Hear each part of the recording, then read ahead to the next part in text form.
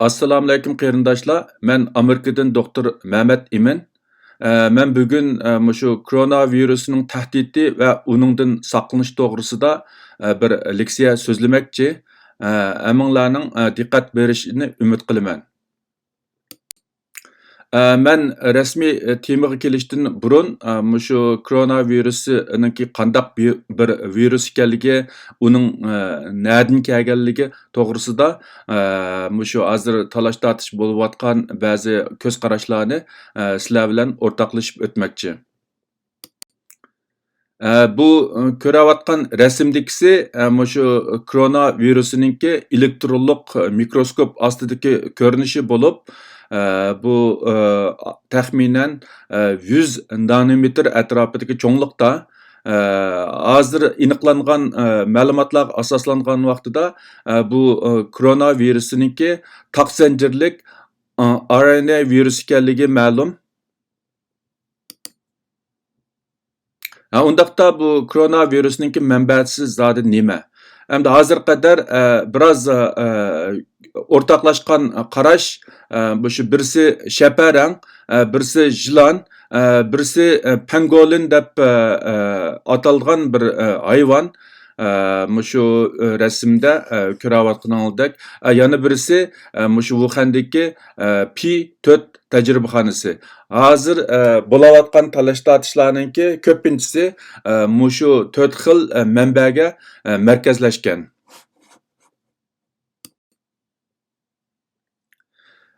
Bu koronavirusning manbasi yılanmı? Bu yılan meselesi birinci ayninki o'tirlardan keyin o'tirga chiqqan bir ko'z qarash bo'lib, buningda eng muhim bo'lgani mushu Amerikadagi, ya'ni dunyodagi eng dangliq jurnal bo'lgan Tabiat jurnalida mushu birinchi ayning 23-kunisi mushu koronavirusning yılandan tarqalganligi to'g'risida bir maqola e'lon qilingan.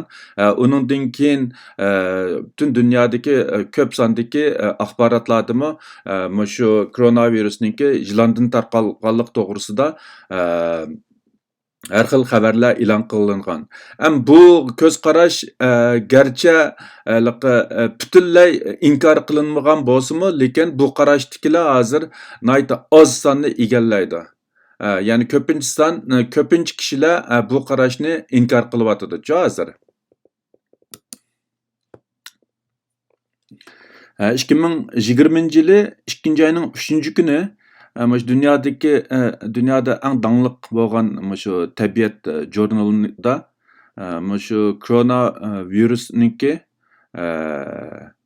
shaparangdan kelganligi to'g'risida bir maqola e'lon qilingan. Uningdan keyin 2-ayninki 7-kunisi yana shu Tabiat jurnalida pangolin deb atalgan rasmdagi pangolin deb atalgan hayvonninki mushu koronavirusini shaparangdan odamga yuqtirishda muhim rol o'ynaganligini e'lon qilgan. Bu xabar keyin mushu Washington Post qatorliq nurg'un dangliq axborotlardami e'lon qilindi. Bu koronavirusninki kelish manbasiga nisbatan eng qiziq bo'lgan bir nuqta mushu Wuhandagi P4 tajribaxonasi bo'lib, bu jihatda nurg'un talash tortish va ko'z qarashlar o'tirib qo'yilgan. Bo'libmi bak Amerikaniki Kengash palatasi a'zosi Tom Cottonninki bu jihatga qarashni e'lon qilishi bilan bu texnik qiziq bo'lib nurg'unlagan medialarda bu haqda xabar berildi. Ya'ni mushu nimaninki bu koronavirusninki shaparangdan ayrilib chiqarib bu P4 tajribaxonasida o'zgartish kirgizish orqali aslidagi odamga yuqmaydigan holatdan odamga yuqadigan holatga keltirilganligi o'tirib qo'yilgan. Bu Tom Cotton bu qarashni o'tirib qo'ygandan keyin Xitoy hukumati buningga alohida norozilik bildirib, bu haqda bayonotni e'lon qildi. Shundaqdimi bu Wuhandagi P4 tajribaxonasi mushu koronavirusniki kelish manbasi sifatida hozir qadar nihoyatda qiziq nuqta bo'lib, nurg'unlagan talash-tortishni qo'zg'amoqda. Hamda hozir qadar hamda mush koronavirusningki insonlarga qandaq yuqdi degan masala ustida mundaq 3 ko'z qarash mavjud. Buningki kelish manbasi shaparang. Shaparangdan odamga yuqish jarayonida mushu akademiya nimasida sohasida mushu pangolin degan hayvon nihoyatda muhim rol o'ynaganligini o'tirib qo'yayotmoqda hozir. Mushu nima koronavirusi shaparangdan pangolin degan hayvonga o'tib, u yerda belgilik o'zgarish paydo qilgandan keyin, anandan keyin odamda yuqqan deydigan qarash bor. Ikkinchisi mushu shaparangdan ayrilib chiqarilgan bu virus Wuhandagi P4 tajribaxonasida belgilik o'zgarish kirgizilgandan keyin u yerdan tasodifiy vaqa tufaylidan yiqib chiqib insonlarga yuqqan degan qarash. Uchinchi qarash, yana eng burun paydo bo'lgan qarash mushu shaparangdan jilonga, jilondan odamga yuqqan degan qarash. Hozir mushu talash-tortish bo'layotgan mushu 3 qarash bo'lib, buningda nurg'un kishilar garchi Wuhandagi P4 tajribaxonasi bu virusning kelish manbasi deb qarasimi, lekin akademik saviyada yana ilmiy bir isbot yo'q. Taqqichilar yana jazmlashmagan bir masala bu. Lekin akademiya saviyasidagi ba'zi maqolalarda bu mushu pangolin degan hayvonninki ehtimolninki nihoyatda cho'ngligini o'tirib qo'yyapti hozir qatarchi. Bo'lib mushu Kolumbiya universitetidagi mushu Xitoyga berib shu jihatda tekshirish ilib borgan bir professor bu vaqtda CNN'ninki savollarga javob berib, bu virusninki, koronavirusninki shaparangdan odamga o'tkazishda mushu pangolin degan hayvonninki muhim rol o'ynaganligini, yana bu virus shaparangdan pangolinga o'tib, shu pangolinda ba'zi o'zgarishlarni paydo qilib, aslidagi shaparangdagi odamga kasal tarqatmaydigan virus shu pangolin degan hayvonda bo'lgan o'zgarish tufaylidan odamga yuqqanligini o'tirib qo'yyapti. Bu jihatda maqolami bor, lekin akademiya sirtidagi qarashda eng kuchli qarash o'g'ini yana mushu P4 tajribaxonasi. Bu hozir mushu qiziq nuqta bo'layotgan mushu koronavirusning manbalari. Koronavirusi zodi nereden tarqaldi? Hozir qadar bu jihatda nurg'un talash-tortishlar bo'lib, nurg'un ehtimolliklar, nurg'un ko'z qarashlar o'tirib qo'yilgan bo'lsa-mu, biroq buningga jazmlashgan bir javob yo'q. Hozir ko'z oldimizda aniq bo'lgan bir masala bor bo'lib, u bo'lsa-mu, u koronavirusninki uzluksiz tarqalib 50 dan ortiq davlatga kengayishi va butun dunyoda vahima paydo qilishidir. Mana bu bizningki diqqatimizni qo'zg'aydigan va ko'z oldimizda mavjud bo'layotgan alohida muhim masaladir. Koronavirusninki kelish manbasini bilish albatta muhim, biroq u bizga o'xshash odatdagi fuqarolar hal qila oladigan masala emas. U faqatla mush kasb ichidagi mutaxassislar va hukumatninki hal qiladigan masala. Bizga o'xshash fuqarolarga nisbatan eng muhim bo'lgani bizningki bu virusdan qandoq saqlanishimiz va uningga qandoq taqobil turishimizdir. Meningcha biz yana diqqatimizni asosliq mushu masalaga yig'sak texmi to'g'ri bo'ladi deb qarayman. Bu koronavirusninki manbasi yoki Wuhandagi P4 tajribaxonasi degandek masalalar mushu kasb bilan shug'ullanayotgan mutaxassislar va davlat bexatarligiga münasibetlik xodimlarningki ishi, chunki bu yolg'iz bizga o'xshash shaxslarga tahdid paydo qilib qolmasdan, balki davlat manfaatigami tahdid yetkazadigan muhim masala bo'lganligi uchun bu masalaga albatta hukumatningki munosabat xodimlari yoki shu kasb egidagi mutaxassislar alohida ko'ngil bo'ladi deb qarayman. Ham shular buni hal qilish faqatla shularning qo'lidan keladi. Biz talash tortish qilib u yerdan bu yerdan xabarlarni ko'rgan bilanmi biz baribir buni hal qilolmaymiz. Buni hal qilish bizningki qo'limizdan kelmaydi. Shunga meningcha bizga nisbatan eng muhim bo'lgani mushu virusdan qandaq saqlanish, o'zimizningki salomatligini qandaq qo'g'dash. Tövanda mush jihatda men nuqtaliq to'xtalmoqchi. Undaqda koronavirusi qandaq yo'llar orqali tarqaladi? Bu jihatda men burunqi leksiyalarimda so'zlab o'tgan.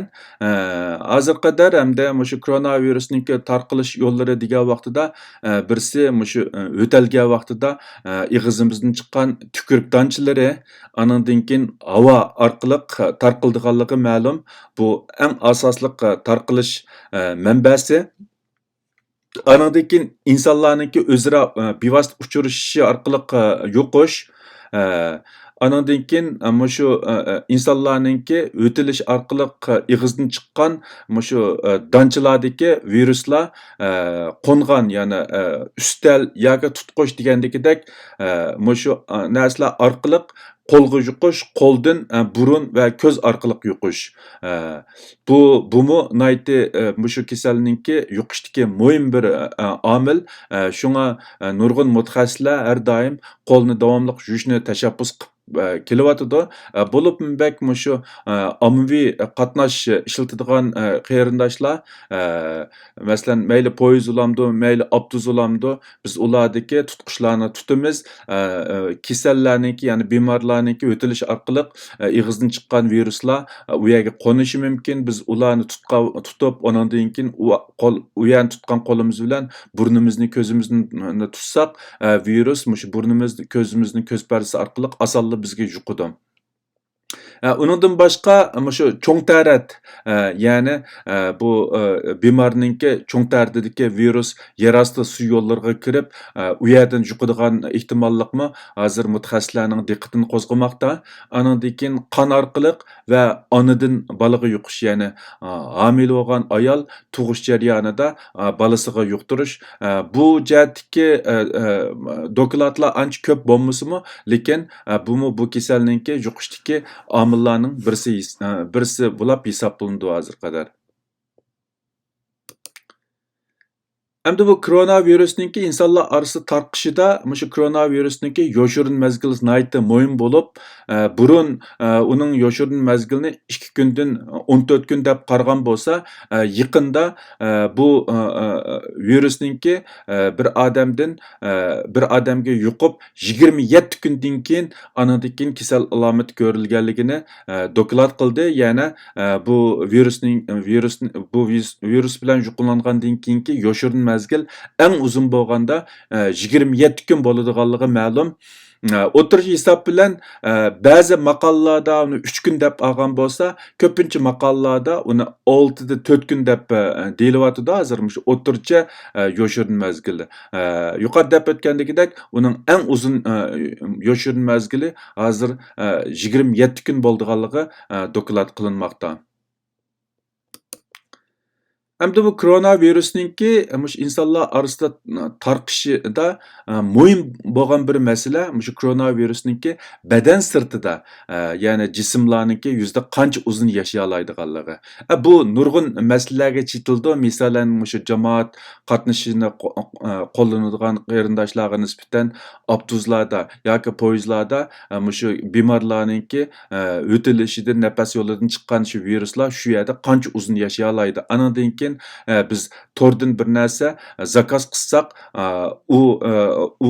u narsalar bulg'angan bo'lsa, u yerdagi shu zakaz qilgan mollar ustidagi viruslar qancha uzun yashay oladi? U bizga xatarlikmi, xatarlik emasmi degan savollar bilan chetishlik bo'lib, hozirgi bu tadqiqotchilarningki mushu yangi koronavirusiga nisbatan aniq bir hukm bo'lmasmi, biroq mushu burunqi boshqa koronaviruslarda ilib berilgan tadqiqotlarga asoslangan vaqtida insonlardagi shu koronavirusiningki normalda 2 soatdan 9 kun oralıqda yaşay oladiganligi ma'lum. Ya'ni bu odatda temperaturasi yuqori bo'lgan yerda az yaşaydı, temperaturasi soğuk bo'lgan yerda uzun yaşaydı. Yani soğuk havoda uzun yaşaydı. Andan keyin o'xshash temperatura ichida namlikda virus uzun yaşaydı. Qurg'oq quyosh nur tushgan yerda az yaşaydı. Yana bir tadqiqot natijasiga asoslangan vaqtida insonlardagi koronavirusi 4 graduslik temperaturada eng uzun bo'lganda 28 kun yashaydiganligi ma'lum. 30 gradusdan 40 gradus oralig'ida undaq uzun yashay olmaydi ekan. Andan keyin o'xshash temperatura bo'lgan vaqtidami yuqori deb o'tgandagidek namlik yuqori bo'lgan sharoitda qurg'oq sharoitdan uzun yashaydi. Hamda insonlar shu koronavirusiga yuqumlangandan keyin qanday kasal alomati bo'ldi degan masalaga kelsak, yuqori deb o'tgandagidek insonlar koronavirusi bilan yuqumlangan vaqtdan keyin bir kundan eng uzun bo'lganda 27 kun, ya'ni normalda 2 kundan 14 kun oralig'ida yoshirin mezgili bo'ldi. Bu yoshirin mezgilda ko'pincha kishilarda alohida kasal alomatlar bo'lmaydi. Yoshirin mezgilni boshini o'tkazgandan keyin kasal alomatlari paydo bo'lishga boshlaydi. Hamda bu virus bilan yuqumlangan hamma kasalda hamma kasal alomatlarning bo'lishi notayin, lekin ko'pincha kishilarda tövendikidek kasal alomatlari bo'ldi. Birinchisi qizish, ya'ni qizitmasi o'rlab ketish, andan keyin harg'inlik his qilish, andan keyin quruq yo'tilish, tomoq yegisi kelmaslik, muskullari og'rish, bo'g'izi og'rish, beshi og'rish, nafsi qisilish, andan keyin kasal biroz ig'irlashgandan keyin tükürük, ya'ni xalpik ko'payish, ko'ngli ilishish, yondirish, ko'zi to'lishish, bosh qiyish, bosh og'rish. Eng oxirida andan keyin o'pka, jigar, böbrek qatorliq ko'p xil a'zolar zaiflashish va davolash unum bermasa o'lib ketish. Mana bu shu koronavirusi bilan yuqumlanib Wuhan o'pka yollig'i deb atalgan shu kasalga giribtor bo'lgandan keyin ko'riladigan kasallik alomatlar va uning oqibati. Hozir bizni eng andishiga solayotgan va eng diqqatimizni qo'zg'ashga sabab bo'lgan masala shu koronavirusningki tahdidlari. Shu 1-2 haftadan buyon mutaxassislar bu kasalningki, bu virusningki dunyo nüfusining 3dan 2, ya'ni 60-70% ga taqab butun dunyoda keng ko'lamda tarqash paydo qildiganligini o'tirib qo'yib o'tgan bo'lsa-mu, bu keng xalqningki alohida diqqatini qo'zg'amagan. Yaqinda shu Amerika kasallikni kontrol qilish idorasininki uqtirishi bilan bu kasallik nisbatan Amerikada bir xil jiddiy qarash paydo bo'ldi. Hamda bu yerda hozir ko'rayotgandagidek Xitoyningki doklatiga asoslangan vaqtida Xitoyda kunda yangidan diagnoz qo'yilayotgan bu virus bilan yuqumlanganlarning soni uzluksiz tövallab mangan bo'lsa-mu garchi, lekin Xitoy sirtida bu virus bilan yuqumlanganlarningki soni uzluksiz ko'payib mingyotidi. Bo'lib Janubiy Koreya, Italiya, Ironda keng ko'lamda tarqalishga boshladi. Shu sababdanmi Amerikadami munosabatlik mutaxassislar bu kasalning Amerikaga kelishi faqatla vaqt masalasi ekanligi, uningdan xoli bo'lolmaydiganligi, shunga Amerika xalqininki bu vaqtda tayyorgarlik qilish lozimligini o'tirib qo'yib, ogohlantirish beryotidi. Qaragan vaqtida bu kasal kasal haqiqatanmı mutaxassislarning faraz qilganicha butun dunyo miqyosida keng ko'lamda tarqishi faqatla vaqt masalasi bo'lsa kerak. Bu ko'rayotganlar shu mutaxassislarningki shu koronavirusning dunyo miqyosida keng ko'lamda tarqish to'g'risidagi ogohlantirishlari bu xabarlar shu 2-oyninki 13-kunisidan boshlab e'lon qilishga boshlagan. Hozir mana hamda bu bizga texmi yaqinlab kelib shu yuqorida deb o'tgandagidek Koreya, İran, İtaliya qatorliq davlatlarda tarqashqa boshladi. Yiroq bo'lmagan kelgusida balkim Amerikadami tarqishi kerak. Amerikadami bu haqda alohida ogohlantirish berilyotidi hozir. Endi bu koronavirusninki bizga yaratgan tahdidi degan vaqtida albatta ko'z oldimizga keldigani uningki o'ltirish kuchi, ya'ni insonlarda o'lim paydo qilish zoti qanchalik degan masala keladi. Endi hozir qadar shu bayqalayotgan kasallarga nisbatan aytgan vaqtida bu virusninki o'ltirish kuchi ancha yuqori emas. Garchi tarqalish kuchi keng bo'lib, butun dunyoda bir xil tahdid paydo qilayotgan bo'lsa-mu, lekin hozirgi ahvollarga asoslangan vaqtida bu virusninki o'ltirish nisbati eng yuqorisi bo'lganda Wuhanda bo'lib, shu 4-9% atrofida bo'lgan. Hubeyda bo'lsa 3-1%, butun Xitoyda 2-1%, Xitoy sirtida 2% hamda 2% atrofida 1,5% bilan 2% atrofida bo'ladi-da.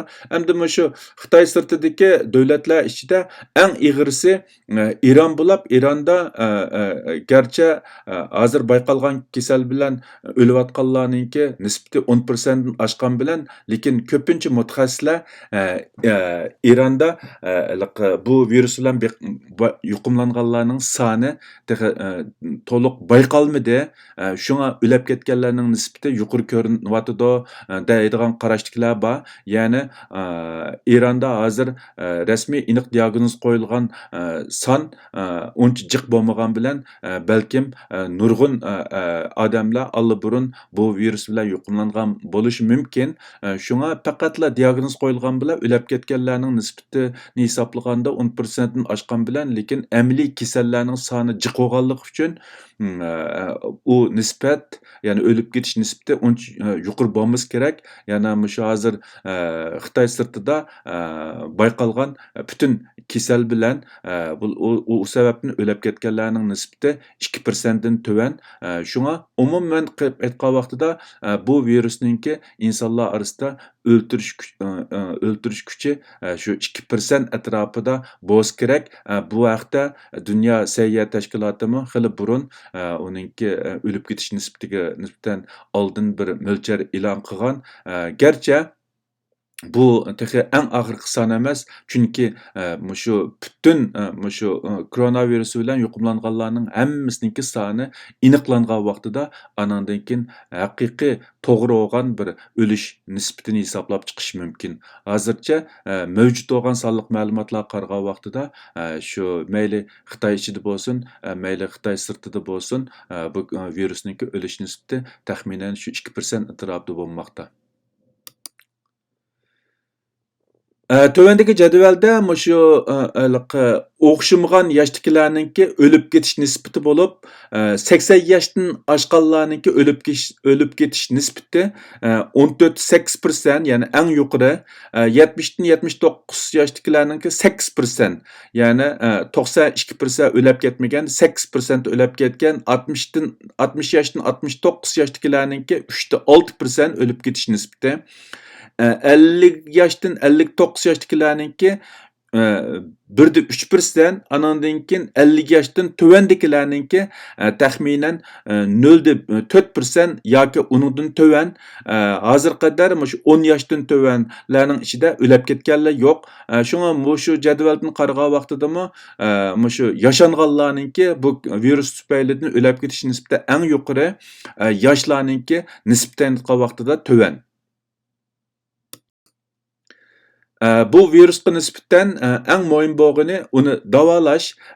Hammamizning xabar olgandagidek dastlabda garchi bu virusga nisbatan alayda unumlik davo yo'q deb qaralgan bo'lsa-mu, lekin hozirgi ahvoldan qaragan vaqtida bu virus bilan yuqumlangan kishilarninki ko'pinchisi saqayib doktorxonadan chiqqan, bu mayli Xitoy ichida bo'lsin, mayli Xitoy sirtida bo'lsin, bu bemorlarniki bir qismlari talto'kis saqayib ketganligi ma'lum. Albatta bu saqayganlarning ichida 14%ninki yana bu virusga qayta yuqqanligi doklad qilinsimi, lekin qolganlarniki hozircha alayda bir qayta qo'zg'alish ahvoli bo'lmagan, kasal ahvoli, kasal alomatlari butun yo'qab, sog'lomligi asli kelganligi doklad qilinmoqda. Hamda bu davolashda qandaq usullar qo'llaniladi degan vaqtida birinchi kasal alomatlariga qarshi davolash, ikkinchi qo'llash xarakterlik davolash, uchinchi universal davolash, to'rtinchi yana mush koronavirusga qarshi dorilar bilan davolash. Ya'ni bu hozir qadar koronavirusga dal keladigan dorilar garchi bo'lmasimi, lekin burun mavjud bo'lgan ba'zi virusga qarshi dorilarningki bu koronavirusga belgilik unum berayotganligi o'tirg'i chiqyotidi. Shunga bu davolashninki nimasi unumi garchi töven deb qaralgan bo'lsa-mu, hozirgi shu koronavirus bilan yuqumlanganlarninki ko'payishi va bu kasallikning jarayonining uzurishiga ergishib, nurg'un bemorlarninki saqib doktorxonadan chiqqanligi kundan kunga ko'payyotidi.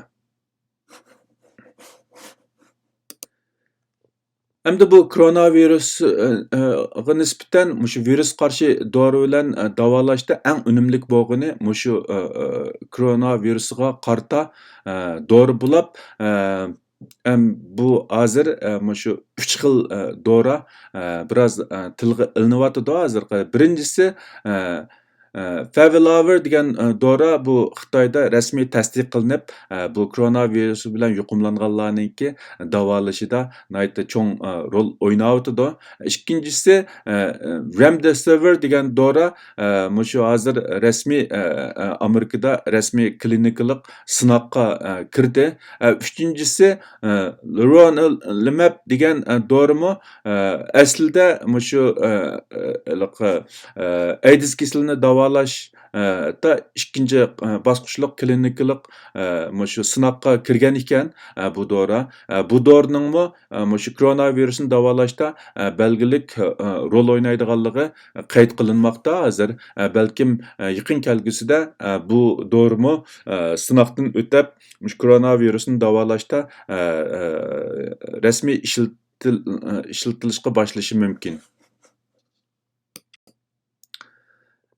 Hammamiz bilgandek, bizning sog'lomligimiz uchun kasallikning oldini olish va kasallikdan saqlanish bakla muhim. Bizningki mush kasallikning oldini olish va saqlanish mag'lub bo'lgan vaqtida anandan keyin biz amalsizlikdan uningga nisbatan davolash ilib boramiz. Shunga mayli bu koronavirus bo'lsin, mayli boshqa kasallar bo'lsin, uningdan saqlanish va uning oldini olish alohida e'tibor berishga tegishlik muhim ish deb qarashga bo'ladi. Hamda bu kasallikdan saqlanishda bu vaksina udirish nihoyatda muhim. Bo'libmi virus paydo qilgan kasalliklardan saqlanishda bu vaksina eng unumli usul vaksina bo'lib, mushu hozir qadar nihoyat afsus unumli bu koronavirusga nisbatan unumli bir vaksina yo'q.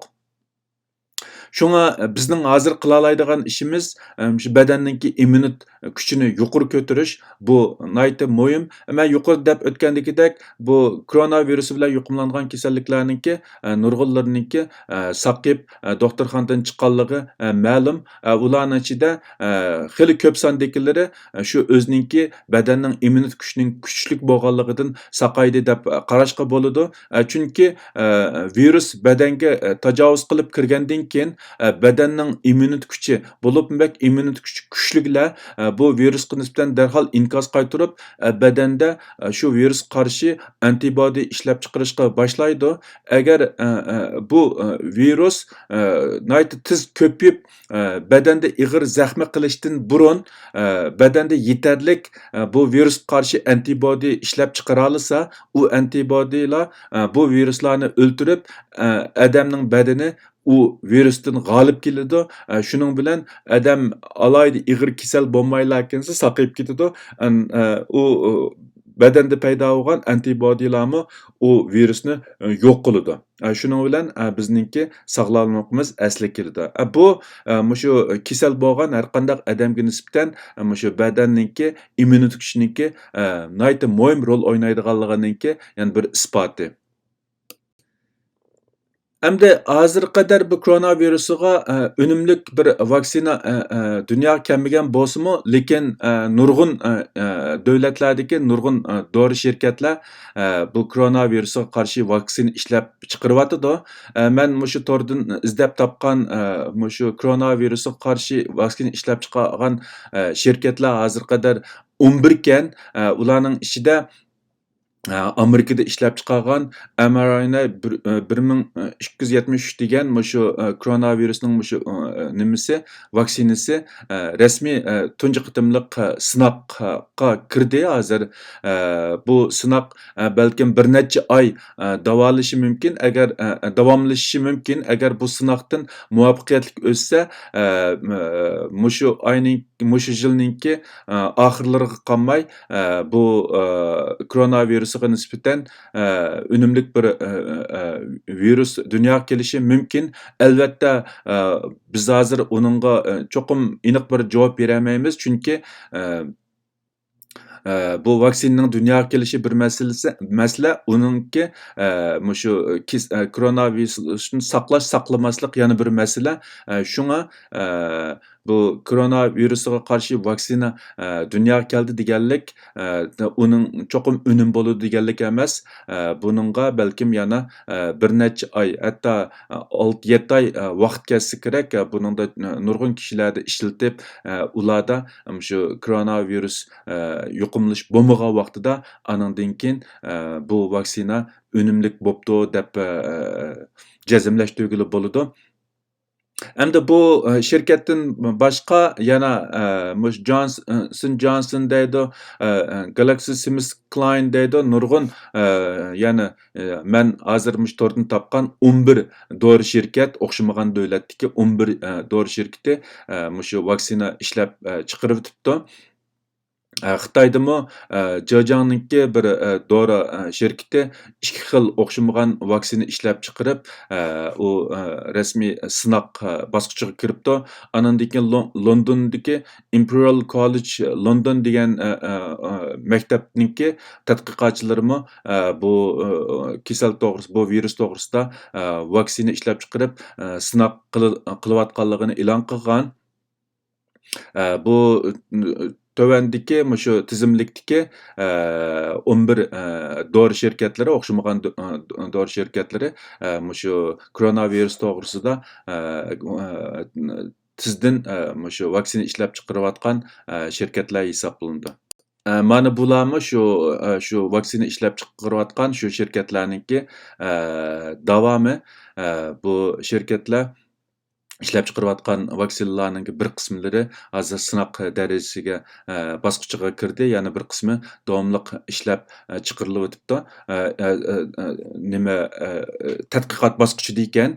Bu vaksinalar hammasi ishlab chiqarilgandan keyin bir necha oylik, hatto yarim yil, bir yillik sinoq bosqichidan o'tib, keng odamda ishlatib, andan keyin uningki rasmiy unumlik bo'lmaganligini bilalaymiz. Dunyo sayohat tashkilotininki bayonotiga asoslangan vaqtida unumlik vaksina balkim 18 oydan keyin dunyoga kelishi mumkin ekan. Garchi hozirgi mushu ahvoldan qaragan vaqtida balkim undaq uzunmu ketmesi kerak, lekin rasmiy bir unumlik vaksinaning dunyoga kelishi bilan vaksina ishlab chiqarish ikkisi ikki masala.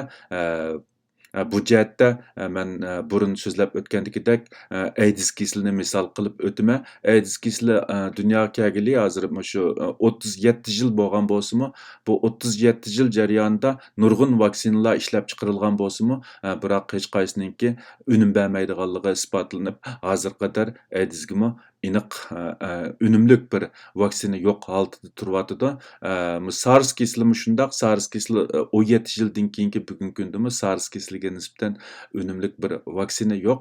Shunga bu kasalga nisbatan vaksina ishlab chiqarilgan bilan oxirisida unum bermay oxirlashishi mumkin. Shunga hozir bu virusga nisbatan qachon unumlik bir vaksina dunyoga keldi, uningga bir narsa deyish biroz qiyin. Undaqda bu unumlik vaksinaninki dunyoga kelish uchun hali vaqtimiz bor ekan. Undaqda biz bu vaksina chiqib bo'lguncha bu virusdan saqlanish uchun nimalarga diqqat qilamiz degan vaqtida birinchisi eng muhimi yana kasal tarqalgan rayonlarga bormaslik kerak. Mush odam to'plashgan yerlarga ko'p bormaslik kerak. Andan keyin boshqalar bilan kam deganda 1 metr yoki uningdan ortiq orliq saqlash kerak. Uchinchidan sirtlarda, jamoat so'rlarida eng yaxshisi jismlarni qo'l bilan tutmaslik. Agar zarur bo'lgan vaqtida, ya'ni tutish zarur bo'lgan vaqtida eng yaxshisi qo'lga palay kiyish kerak. To'rtinchisi mehnat qo'l bilan, ya'ni pokiz jumg'an qo'llar bilan ko'z va burni tutishdan saqlanish kerak. Bular hozir hamda shu kasalni shu virusning yuqumlanishini saqlanishda nihoyatda muhim bo'lgan omillar. Beshinchisi davomliq qo'lni sopun va issiq suv bilan yuvib turish. Bu kam degan vaqtda 20 sekunddan ortiq yuvish kerak. Oltinchisi uydagi tutqich va qo'l bilan tutadigan har qanday narsalarni vaqti-vaqtida pokiz tozalab turish kerak. Yettinchisi shaxsiy buyumlarni ayrim tutish kerak. Ya'ni bir uyda bir necha odam bo'lgan vaqtida o'zaro yuqishdan saqlanish uchun shaxsiy buyumlarni cho'qim ayrim tutish kerak. Anandagi 8-inchisi shaxsiy buyumlarni vaqti-vaqtida tozalab yuvib turish kerak. 9-inchisi uyga quyosh tushirib havo almashtirishga alohida ahamiyat berish kerak. Bular bilan havo issigan vaqtida darajalarni ichib havo almashtirish, quyosh nurini uyga tushirib turish kerak. Buningki shu viruslarni o'ldirishga alohida ahamiyati bor. 10-inchisi badanni issiq tutish, shamoldab qilishdan saqlanish kerak. Ya'ni badan to'ng'igan vaqtida, shamoldab qolgan vaqtida badanning immunitet kuchi ojizlab, virus qatorliq kasal paydo qiluvchi omillar odam badaniga oson o'sib kirdi. 11-inchisi yetarlik uxlash, yerib charchashdan saqlanish kerak. Odam yetarlik uxlamagan vaqtida, bak yerib charchab ketgan vaqtidami badanning immunitet kuchi ojizlab, virus badanga oson hujum qilib kiradigan bo'ldi. 12-inchisi sog'lom oziqlanishga ahamiyat berish. Ya'ni badanimiz ehtiyojli bo'lgan oziqlikka erishilmagan vaqtidami badanni ojizlab, badanning immunitet kuchi tövallab ketadi. 13-inchisi usuzlikni yetarlik ichish. Ya'ni badandagi nurg'un zararlik moddalar, qoldiq moddalar, axlatlar hammasi suv orqali tozalanganligi uchun biz suvni yetarlik ichgan vaqtimizda terlash, siyish orqali badandagi nurg'un qoldiq moddalarni badan sirtiga tozalab chiqarib, badanninki immunitet kuchini yaxshilab, badanni sog'lom tutqili bo'ldi. 14-inchisi badan chiniqtirishga ahamiyat berish. Ya'ni badan chiniqtirgan vaqtidami bizningki badanimizning immunitet kuchi yuqorilaydi. 15-inchisi shu yo'talgan vaqtida va ash kirgan vaqtida qog'oz bilan ig'iz burnimizni to'sib olish, ya'ni ig'izimizdan chiqqan shu viruslar atrofini bulg'ashdan saqlanish yoki boshqalarga yuqtirib qo'yishdan saqlanish kerak. Bu orqali ham o'zimizni qo'g'dag'ili bo'ladi, ham bu kasalning boshqalarga tarashiniki oldini olg'ili bo'ladi. Hamda bu koronavirusga nisbatan alohida vaksina va alayda davalash tepilishdan burun yuqorqi 15 xil usul bizningki shu virusdan saqlanishimizda alayda rol o'ynaydi deb qarayman. Endi bu maska taqash ishiga kelsak, ya'ni bu maska bizni koronavirusdan qo'g'day olamdi degan kelsak, bu to'g'risida nurg'un o'xshamagan ko'z qarash va talash tortishlar bor. Koronavirusi bilan yuqumlangan odam maska taqash orqali mush koronavirusninki tarqalishini tizginligili bo'ldi. Bu rasmiy jazmlashgan bir ish, yana shu maska taqashninki alayda bir ahamiyati shu koronavirus bilan yuqumlanganlarninki boshqalarga yuqtirish ehtimolligini tuvallatish.